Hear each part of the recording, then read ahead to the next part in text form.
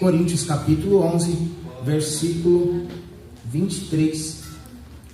1 Coríntios capítulo 11, versículo 23 ao 26. O texto sagrado falamos assim, vou ler para ganharmos tempo. Porque eu recebi do Senhor o que também vos ensinei, que o Senhor Jesus, na noite em que foi traído, tomou o pão e, tendo dado graças, o partiu e disse: tomai e comei, isto é o meu corpo, que é partido por vós. Fazei isto em memória de mim. Fazei isto em memória de mim. Semelhantemente também, depois de cear, tomou o cálice, dizendo: este cálice é o Novo Testamento no meu sangue. Fazei isto todas as vezes que beberdes em memória de mim. Todas as vezes que beberdes em memória de mim. Porque todas as vezes que comerdes este pão e beberdes este cálice, anunciais a morte do Senhor até que venha. Amém? Somente estes versículos nós estaremos meditando, refletindo aqui neste pouco tempo que nos resta. Nós vamos observar, para poder iniciar esta mensagem, gostaria de iniciar com uma ilustração. Certa feita, um pai que estava prestes a fazer uma viagem, essa viagem ele iria demorar um determinado tempo, alguns anos, e daí ele tira uma foto juntamente com a família, e daí ele compartilha com a família aquela foto. Ele fala: meus filhos, eu estarei longe por alguns tempos, por alguns anos, mas eu quero compartilhar com vocês esta foto, para que todas as vezes que vocês olharem para esta foto, vocês venham se lembrar de mim. Vocês venham se lembrar dos momentos bons que nós passamos juntos. Você venha se lembrar dos momentos alegres, dos momentos tristes, que a gente estava junto, para que você saiba que, embora eu estou longe, mas as boas memórias que restaram de nós, elas venham trazer à tona a alegria de saber que eu vou, mas eu volto. E daí nós vamos ver que os anos vão passando e sempre essas crianças acabam sempre olhando a foto para que possam o quê? Lembrar de seu pai. Nós vamos notar que da mesma forma, Jesus, antes de partir, ele deixou a sua igreja ciente de um ato de suma importância, que é a ceia do Senhor. Nós vamos observar que o pão e o cálice são uma representação ou símbolos de Cristo. Nós sabemos que o pão representa o corpo de Cristo. Sabemos que o vinho representa o seu sangue que foi vertido na cruz do Calvário. Nós vamos ver que eles nos fazem lembrar do seu amor, do seu sacrifício por nós e também da sua promessa: eu vou voltar. E daí nós conseguimos observar que a ceia não é apenas um ritual da igreja.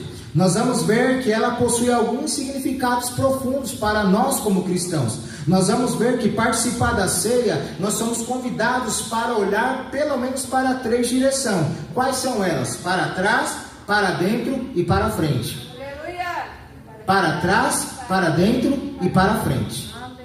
Quando nós começamos a ter essas 3 óticas, essas 3 visões, nós conseguimos caminhar como cristãos sem ficar olhando para a direita nem para a esquerda, somente para trás, para dentro e para frente, para trás, para dentro e para frente.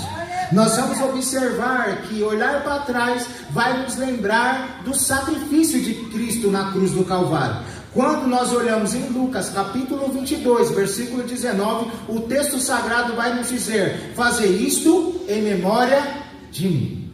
Nós vamos ver que o próprio Jesus, ele vai fazer questão de criar ou permitir um ato ali em que sempre nós traríamos à memória a pessoa de Jesus Cristo, o seu ato de morrer na cruz do Calvário para a remissão dos nossos pecados. Nós vamos observar que Jesus ele institui a ceia poucas horas antes de ser crucificado. Nós vamos ver que o pão, como já disse, vai lembrar o seu corpo. Nós vamos ver que o cálice vai lembrar o seu sangue, que foi derramado, que foi vertido na cruz do Calvário. Por isso, não se preocupe quando alguém chegar e perguntar para você qual que é o valor de uma alma. É o valor do sangue precioso de Jesus Cristo de Nazaré. E nós vamos nos recordar que quando nós olhamos a Bíblia Sagrada, logo nos primeiros livros, nós vamos ver que nós temos o Pentateuco, Gênesis, Êxodo, Levíticos, Números e Deuteronômio. Esses 5 livros são os livros da lei. Nós vamos observar que dentre eles, que é o livro de Êxodo, nós vamos ver que em dado momento, o capítulo 12, vai destacar a respeito da saída do povo de Israel do Egito. Mas antes deles saírem, Deus, ele pede para que o povo se prepare com um ato, com uma ação. Que ação é essa? Deus ordenou que cada família sacrificasse um cordeiro e colocasse o sangue nos umbrais da porta. Ao colocar o sangue nos umbrais da porta, o anjo que passasse, ele não acabaria matando aquele primogênito que ali estava naquela casa, ou seja, passaria por cima e seguiria adiante. Ou seja, todo aquele que cumpriu a orientação de Deus não foi punido pela morte, mas permaneceu vivo. Todo aquele que honrou a palavra, a orientação de Deus, ele permaneceu vivo. Se nós estamos aqui, é porque a palavra de Deus adentrou os nossos corações, e é por isso que nós estamos aqui vivos e dizendo que eu posso crer no amanhã, porque o meu Redentor, ele vive. Daí nós vamos perceber que este ato da Páscoa apontava nada mais, nada menos do que para Cristo, que era aquele que iria remir os nossos pecados, iria nos justificar de toda condenação. E agora nós vemos o texto sagrado que diz: nenhuma condenação há para os que estão em Cristo Jesus.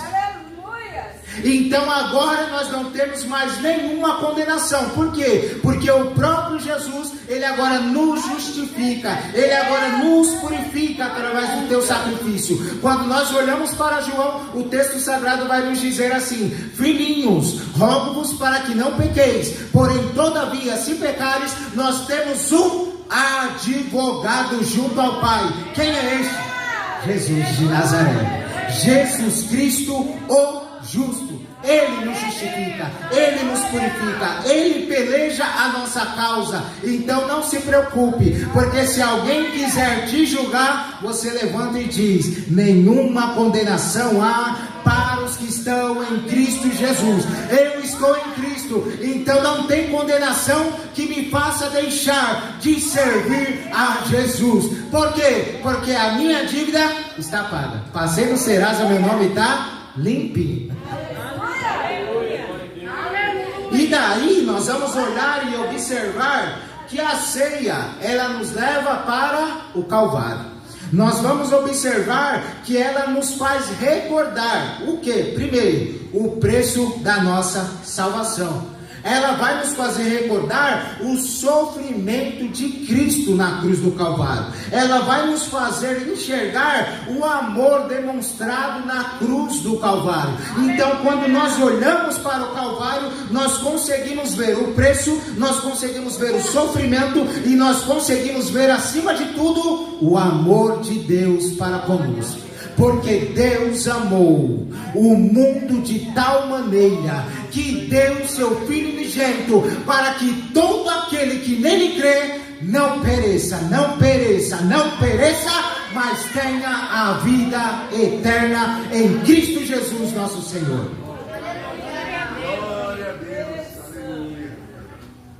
E daí fica uma pergunta: quanto tempo faz que você não contempla a cruz?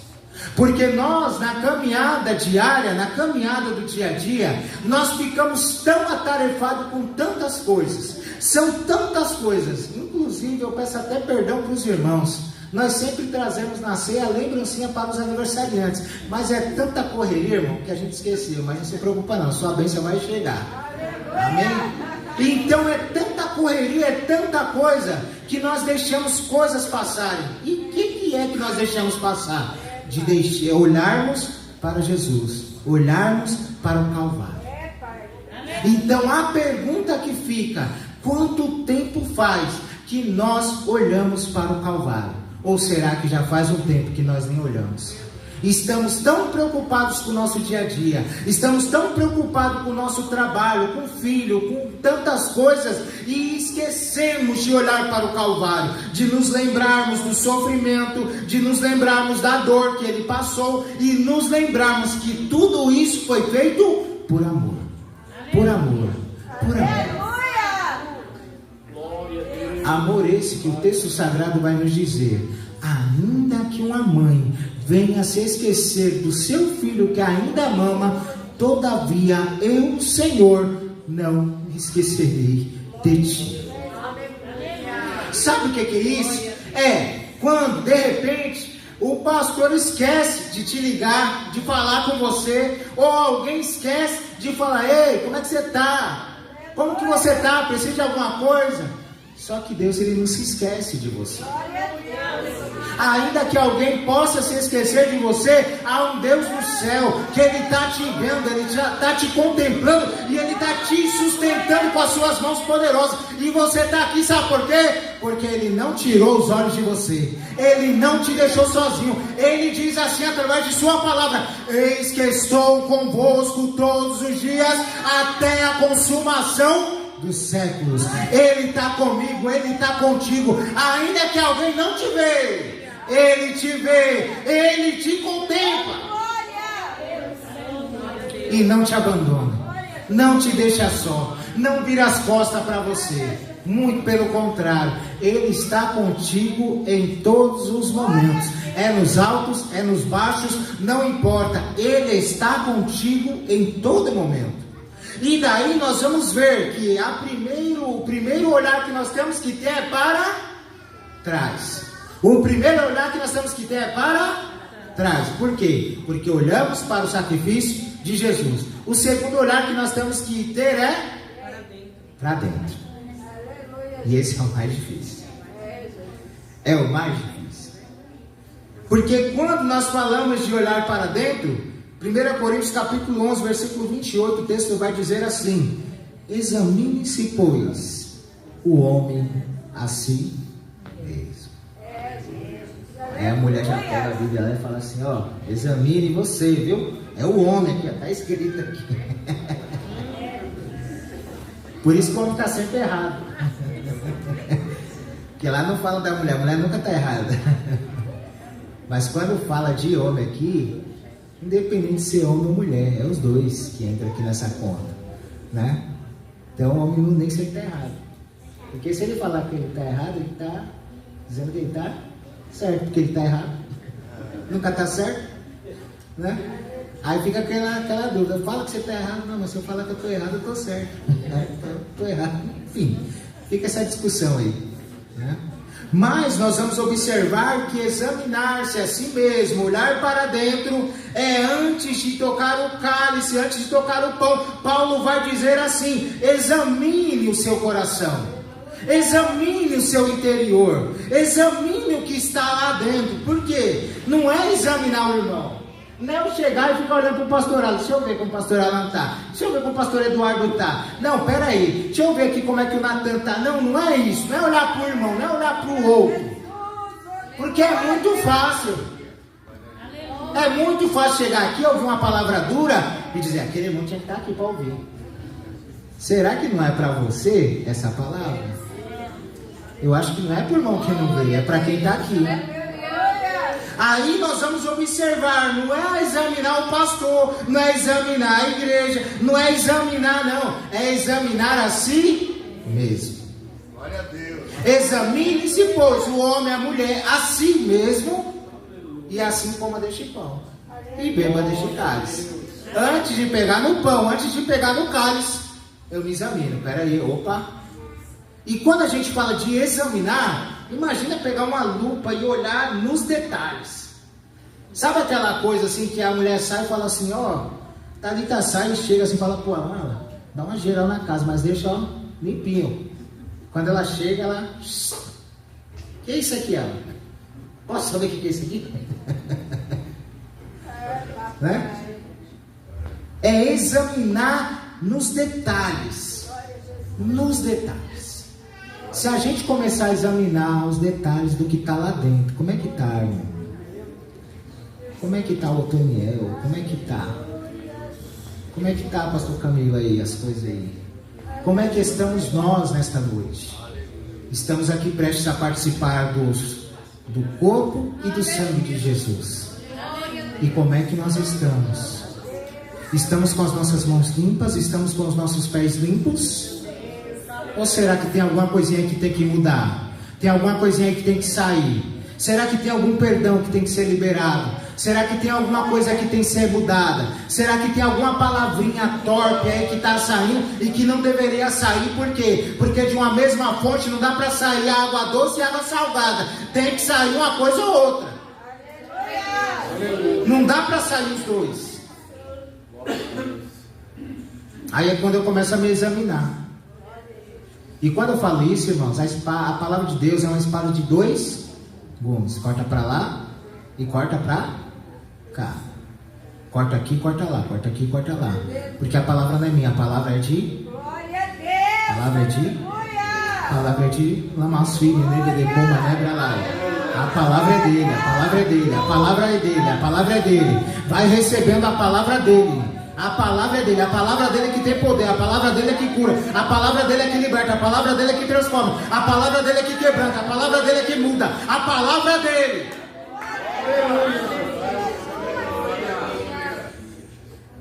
E daí, quando nós começamos a examinar as nossas vidas, aí nós nos colocamos naquela condição que diz: miserável homem que... Glória a Deus.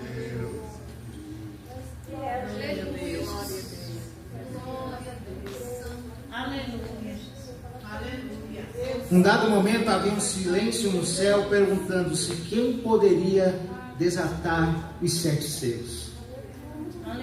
Houve um alvoroço, até que ele chegou. Glória a Deus. Até que ele chegou. Aleluia. Eis aí o Cordeiro de Deus. Ele, aquele que é digno de desatar os 7 selos. Ele que tem nas suas mãos as 7 estrelas. Ele que anda no meio da igreja. Ele que tem todo o poder, todo o domínio, toda a autoridade. É Ele é digno. Aleluia. Nós estamos aqui pela graça, pela misericórdia de Deus. A graça dele nos alcançou. A misericórdia do Senhor é a causa de nós não sermos consumidos. Aleluia. Glória a Deus. Aleluia. E é só por isso que nós estamos aqui. Todos nós. Não fica ninguém de fora. E daí nós vamos observar. Tenho guardado mágoa de alguém? Tenho vivido em obediência? Há pecados não confessados na minha vida? E daí nós vamos ver que a ceia não é a mesa para perfeitos. Não é. Ao contrário do que muitos pensam. Não é você que é crente? Não é assim? Sempre que alguém faz uma coisa, ué, mas você não é crente? Ué, mas porque eu sou crente eu não erro? Quem dera se eu fosse perfeito, Deus já me levava. A ceia não é para pessoas perfeitas, mas são para pessoas que estão dispostas a se arrepender de seus pecados.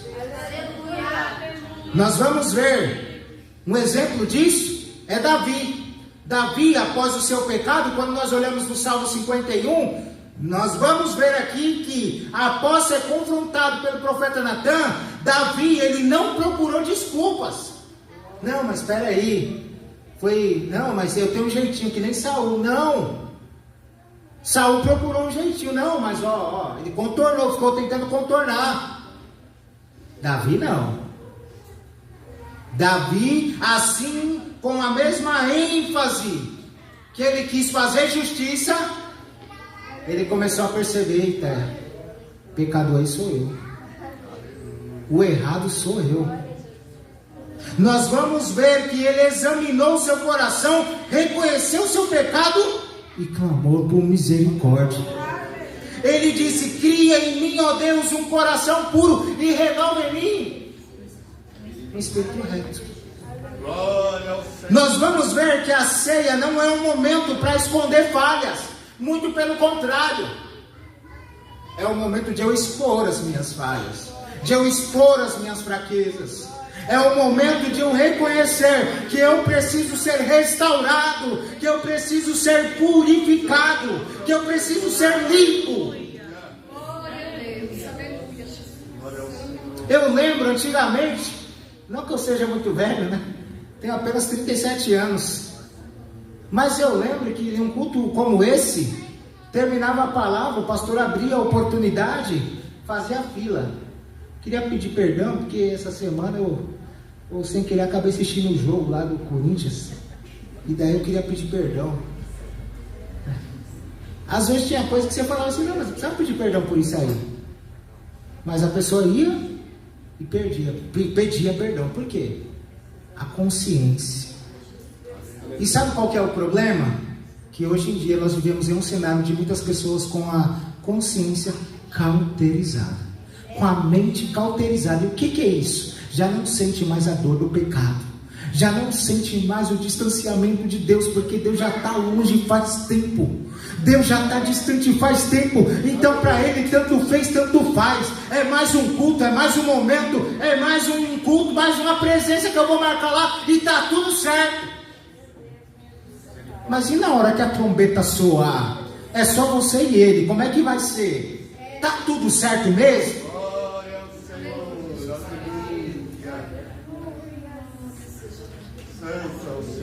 Eu vou pro culto, não sinto nada, cantei, fiz um monte de coisa, ajudei, tal, fez tanta coisa, mas não sentiu nada, não deu glória. Ixi, o culto hoje estava frio. Era o teu culto que estava frio. Porque quem veio prestar culto aqui, não veio olhar quem é que está pregando, quem é que está cantando, quem é que está sapateando, não veio olhar nada disso. Ele veio aqui entregar o culto, adorar aquele que é digno de culto.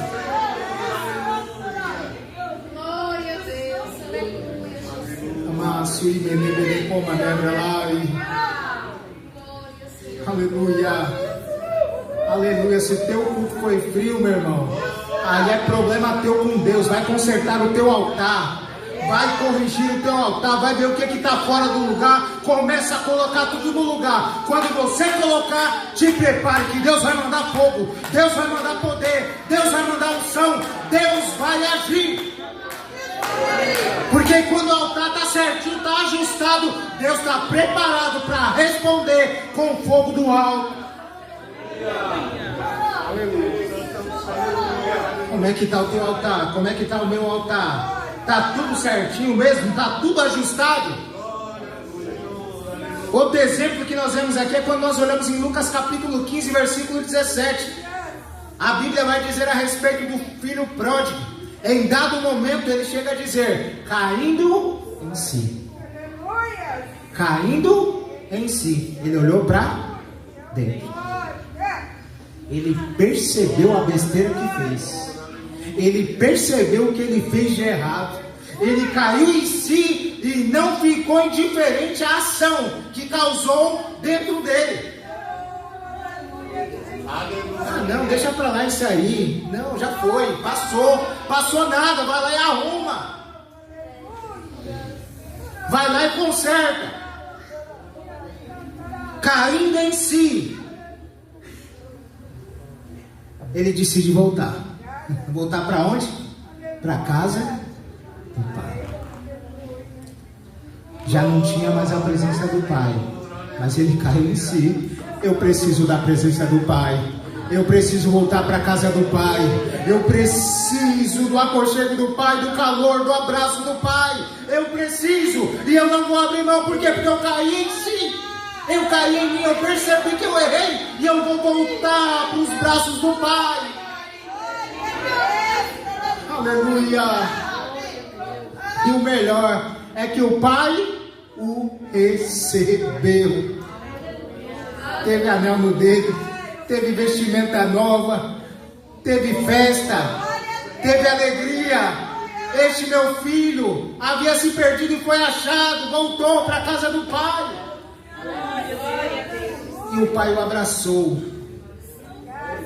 Nós vamos observar que a ceia é uma oportunidade de restauração.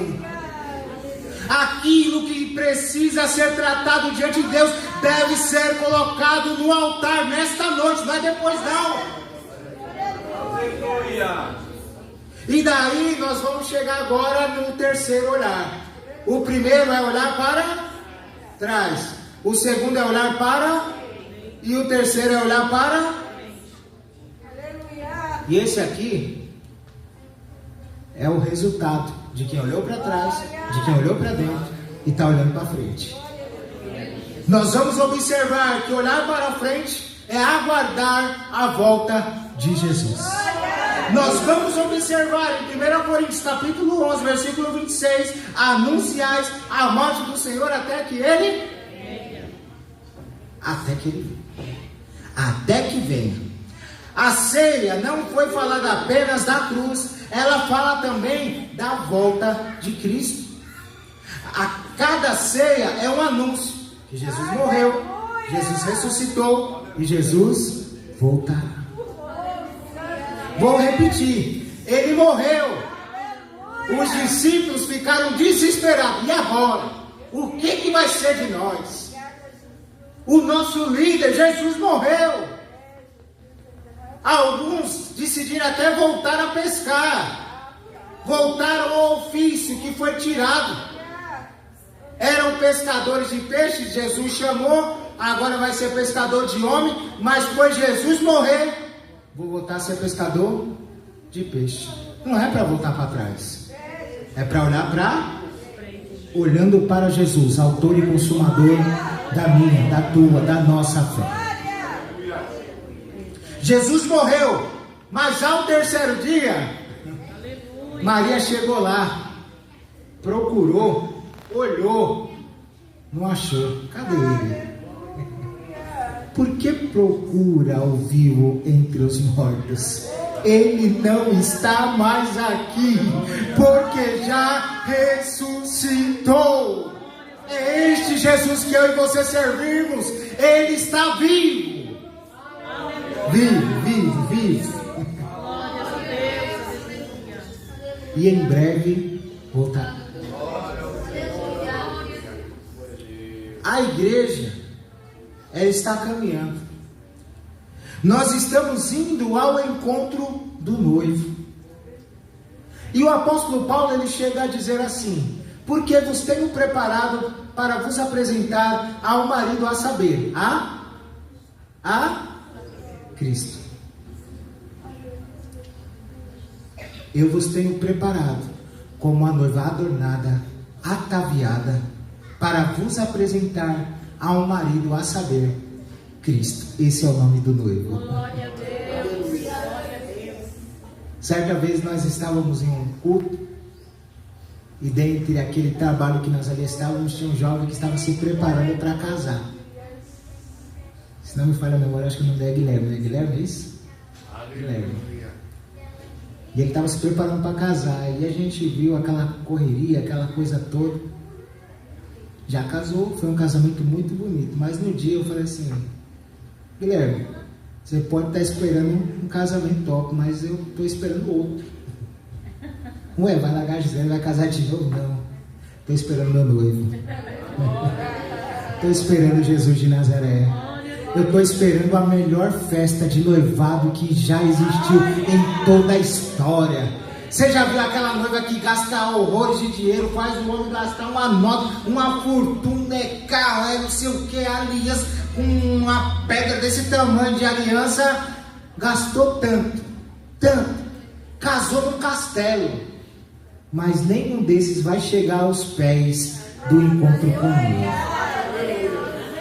Nenhum desses vai chegar à altura do encontro do noivo, porque quando a igreja se encontrar com ele, tem um hino que diz assim: vai ser só alegria, vai ser só alegria, vai ser só alegria, a nossa entrada no céu.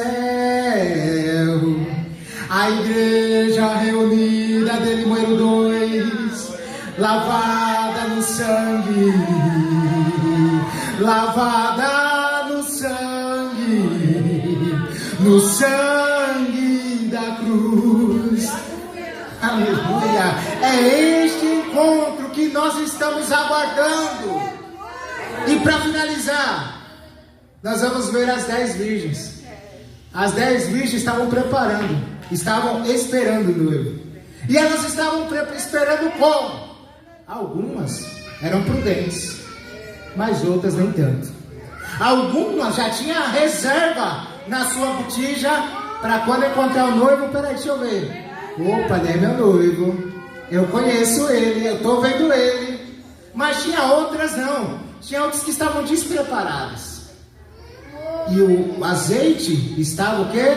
Se acabando. E chegou e pediu emprestado. Ei, dá um pouquinho do seu. Não, o que é meu, o que é teu é teu.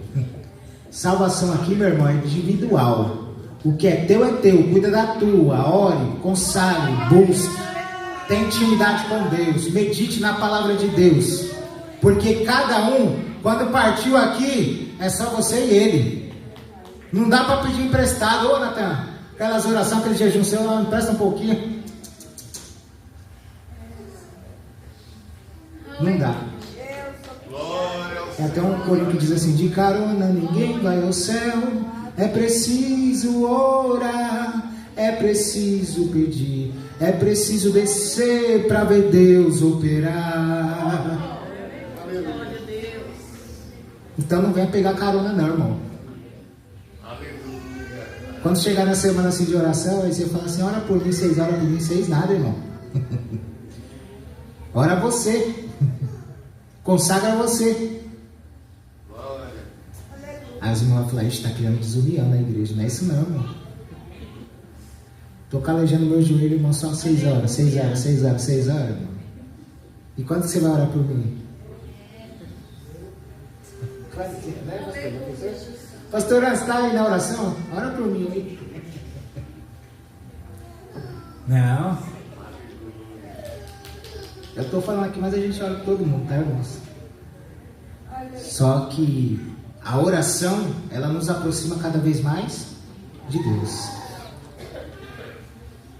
E daí, já caminhando para o encerramento, nós vamos observar que todas aguardavam o noivo, mas apenas 5 estavam preparados. Nós vamos ver que a Santa Ceia é um lembrete de que o noivo está voltando. Está voltando. A pergunta não é se ele virá. A pergunta é: estamos preparados para quando ele chegar? A pergunta é essa. Não é se ele vai vir. Que ele vai vir eu já sei, irmão. Eu não tenho dúvida. Os sinais mostram.